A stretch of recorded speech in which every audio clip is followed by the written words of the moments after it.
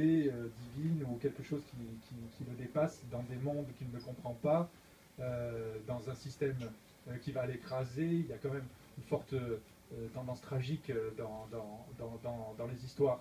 Est-ce que ça veut dire que c'est une littérature religieuse et qui dit que le monde, l'humanité qui ne croit plus en rien, est vouée à disparaître d'une certaine façon? Je vais répondre sous l'autorité de notre ami qui nous rappelle notre condition tragique. Non, il ne peut pas y avoir de message comme ça. C'est pas possible. Parce que ce message-là, voilà, il s'exprime très bien tel que tu viens de l'exprimer, et tu n'aurais vraiment pas besoin d'en faire des caisses et d'écrire cet roman pour ça. Par ailleurs, je ne suis pas sûr que le rapport à la... Je ne suis pas certain qu'il y ait un rapport à la transcendance elle-même, c'est un sujet sur lequel j'ai non seulement pas d'idée, mais qui ne m'intéresse pas fondamentalement, mais plutôt sur le besoin de transcendance. Ce qui fait que le sujet n'est pas un sujet divin, c'est un sujet purement humain. D'un autre côté, c'est évident que cet aspect-là est un des plus récurrents dans tout ce que j'écris, et qui vient sans doute de mon rapport particulier aux trois grands textes sacrés du monothéisme, que j'ai d'abord lus comme des textes très très beaux, et qui, moi, en tant que romancier, me permettent de sortir du mécanisme psychologisant.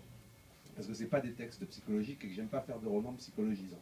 Et je préfère décrire une mécanique tragique dans laquelle l'histoire individuelle des personnages ou leur chagrin d'amour n'ont pas un rôle déterminant, et les inscrire dans quelque chose qui les dépasse. Mais attention, quelque chose qui les dépasse, ça ne veut pas dire qu'ils subissent la volonté de Dieu. Hein.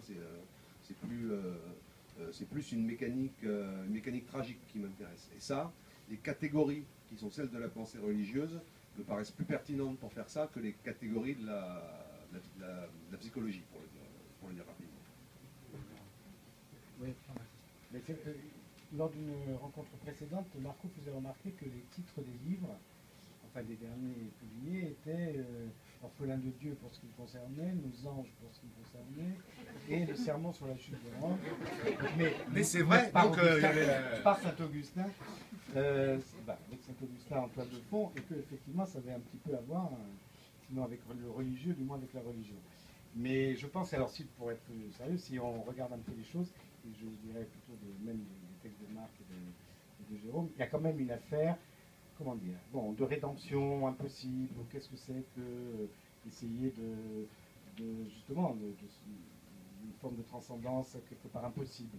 Donc il y a l'idée d'un cheminement et aussi d'une chute ou d'une tentative de rédemption plus ou moins aboutie, et souvent inaccomplie et avortée. Je crois que ça serait... Et moi, je sais modestement aussi, je ne sais pas s'il me ressemble comme ça, mais moi, quand je les lis, je sens quand même pas mal ça, quoi. L'idée qu'on essaye, et puis que ça ne le fait pas, quoi. Au sens où voilà, on essaye d'aller au-delà et qu'on est ramené, alors peut-être à un destin plus personnel, je ne sais pas, enfin quelque chose. En tout cas, c'est de l'ordre, moi je le vois comme de l'ordre de la chute. Voilà. Donc là-dedans, il y a une thématique peut-être religieuse. Bon, ça, on est assez corse, hein, finalement. Alors,